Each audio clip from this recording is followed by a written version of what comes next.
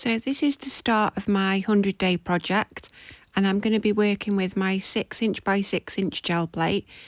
And to start off with, I am just going to be exploring all the different textures I can make with just a simple piece of Copier paper.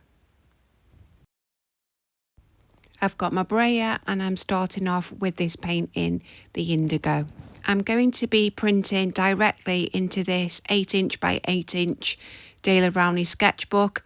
I've chosen this because I like the square format and also because the pages are nice and smooth. So I'm just going to put a small blob of paint on the gel plate and use my brayer to distribute this evenly across the gel plate.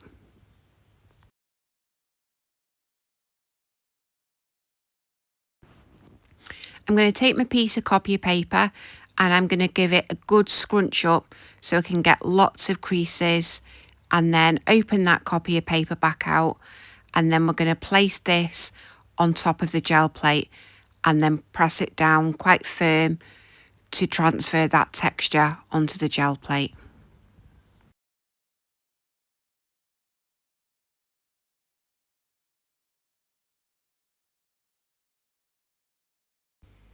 I've got my gel plate on a piece of 3mm Perspex, and it just makes it easier for me to transfer it, flip it over and transfer it into my sketchbook. I'm pressing that down firmly, and then I'm going to flip the page and rub on the opposite side to make good contact, and then pull the page from the gel plate to pull the print. And there we have our first texture. Now I think this print is a little bit over inked, so I'm going to try the same again but using less paint this time.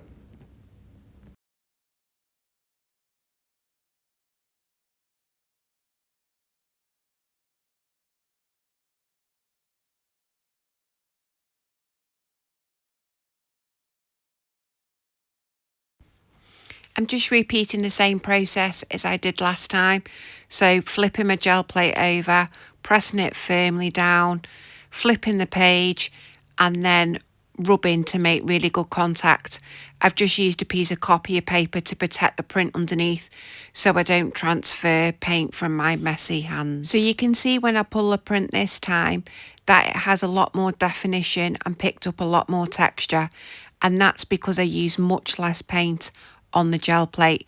So you do need to experiment with the amount of paint that you lay down on your gel plate. So next I'm going to experiment with folding the piece of Copier paper and making folds and pleats. And I have actually sped this video up a little bit because I did actually faff around with this for quite some time.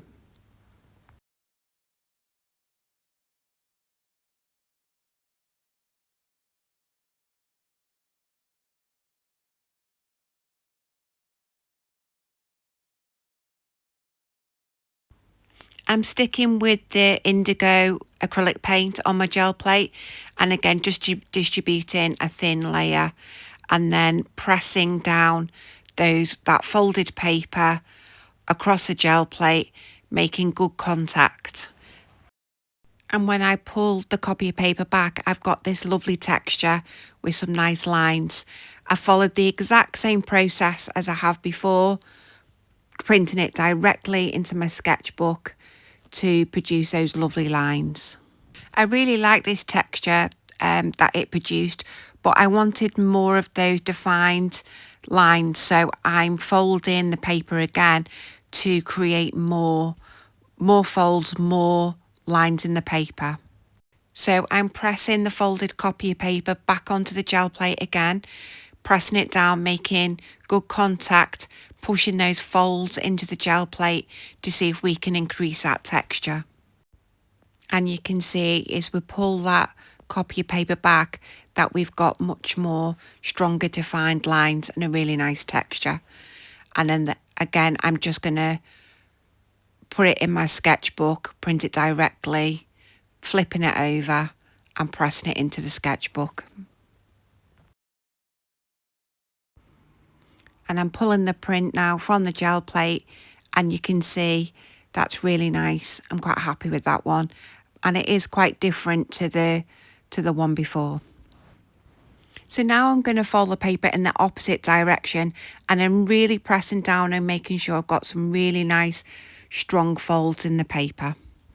I've got a thin layer of green grey paint on my gel plate, and I'm pressing the paper firmly onto the gel plate and just making good contact. And you'll see when I lift the Copier paper, this time I've got a really nice subtle texture, but a really nice texture at that. I've let this completely dry on the gel plate, and then I'm using a neutral colour. I think it's Naples Yellow Light, to distribute this across the gel plate, and this is going to be my pickup layer to transfer the texture into my sketchbook.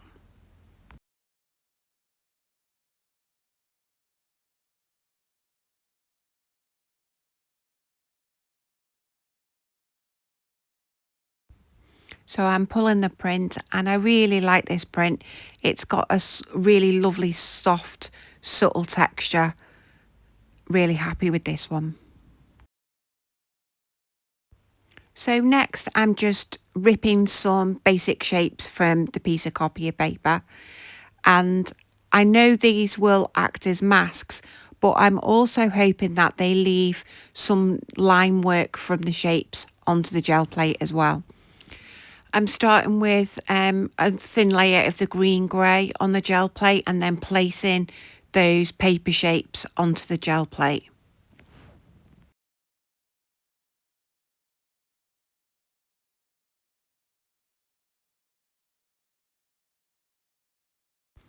I'm using a piece of Copier paper to press the shapes onto the gel plate and remove the excess space in the negative shapes.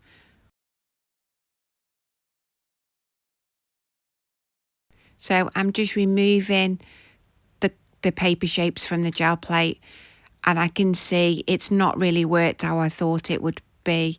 A little bit disappointed. I thought the beautiful torn edges would leave more of a trace on the gel plate. I decided to pull the print anyway to see what texture was there. So I've just applied another layer, very thin layer of the Titan Buff or the Naples Yellow Light. It's a neutral colour. And then I'm flipping it and transferring it into the sketchbook. So as I pull the print, you can see there is a texture there. It's just not, those shapes are just not as defined as I was hoping. But everything's a learning curve. So let's start layering these techniques together and see what we can come up with. So for my first layer, I'm using the scrunched paper, and I'm going to combine this with the folded paper to make our first layer a background layer.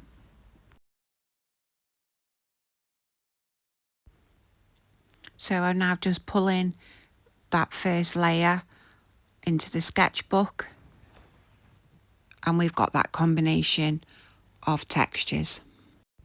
So for the second layer, I'm going to introduce some of that line work from the folded Copier paper.